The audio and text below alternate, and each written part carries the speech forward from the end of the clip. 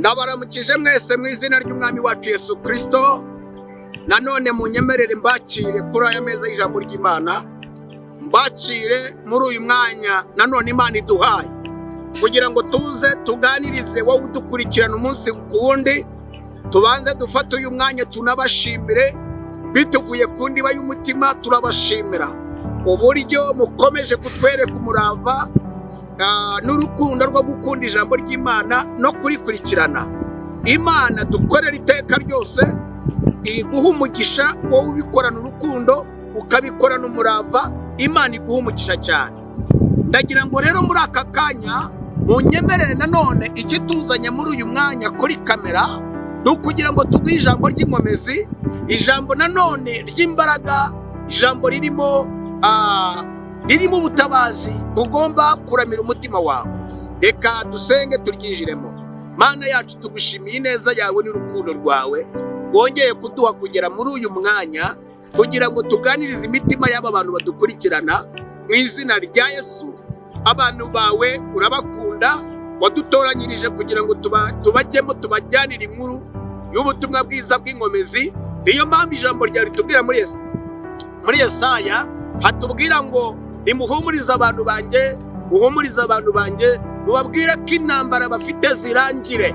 Mana, mpagaze kuri uyu musozi wirengereye, ngiye gutangaza ijwi ry'intsinzi ku batuye isi. Ngiye gutangaza ijambo rigomba kuramira uyu muntu kandi rigomba kumuvana mu bubata bw'ibibazo n'ibindi byose byafashe ubuzima bwe. Atangirire yumvire ijwi ryawe muri iri jambo mu izina rya Yesu, amen. Mukundwa, ndagira ngo dusangire ijambo nanone. Iri jambo ni ijambo ry'umunsi yewe ugiye kurikugezaho. Nitwa Pastor Steven, mukurikirana umunsi ku wundi. Ndagira ngo guhira ijambo nanone. Turabona ijambo ry'Imana tugiye guhagurukira mu gitabo cya Mariko ibice 2 uhereye ku murongo wa mbere. Haravuga ngo nuko hahise iminsi asubira i Kaperinawumu, biramenyekana yuko ari mu nzu. 2, benshi bateranira aho ari, buzura inzu, bararenga no mu miryango. Nuko ababwira ijambo ry'Imana, uwo ni Kristo.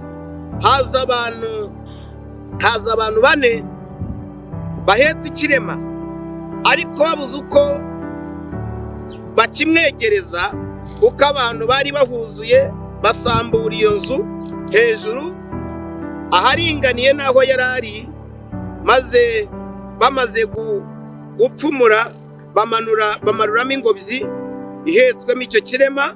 Yesu abonye kwizera kwabo, icyo kirema, abonye kwizera kw'icyo kirema, ati, mwana wanjye, ibyaha byawe urabibabariwe.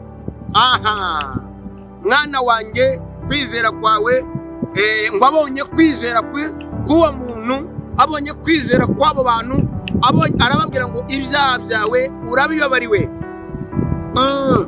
Muri uyu mugoroba rero, ku munsi w'ejo washize, twabaganirije ku ijambo rivuga ngo aho ugejeje ugiye kunanirirwa niho ugiye kubonera ubutabazi bw'Imana. Twabonye urugero kuri Kristo Yesu.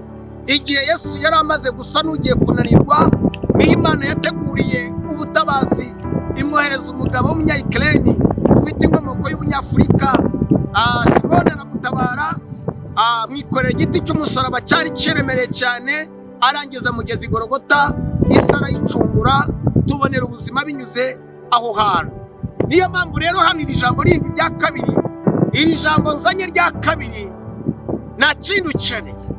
Sinitaye ku bihe byawe umazemo iminsi wicayemo, sinitaye ku cyagutsikamiye no ku minsi yawe umaze. Ushobora kuba ufite iminsi yagutwikiririye ahantu, ushobora kuba ufite ubumuga bw'icyaha runaka, ushobora kuba ufite ubuzima runaka bukugaragaraho nk'inenge ku buzima bwawe. Ariko ndagira ngo nkubwire ngo my dear, ejo hashize narababwiye ngo umuntu wese akeneye undi, kandi umuntu wese wageze aho agomba kunanirirwa, Imana ijya imutegurira ugomba kumuhuza nawe, isezerano rye rigasohora, gukira kwe kugasohora, ubuzima bwe bugahinduka. Reka nkubwize ukuri, umuntu agirwa n'abandi, nubwo mu kinyarwanda bavuga ngo umuntu arigira, ariko burya umwana ahera ari muto yiga akava muri pirimeri akazarinda arangiza senior 6 akomeza amashuri ari uko yafashijwe n'abandi.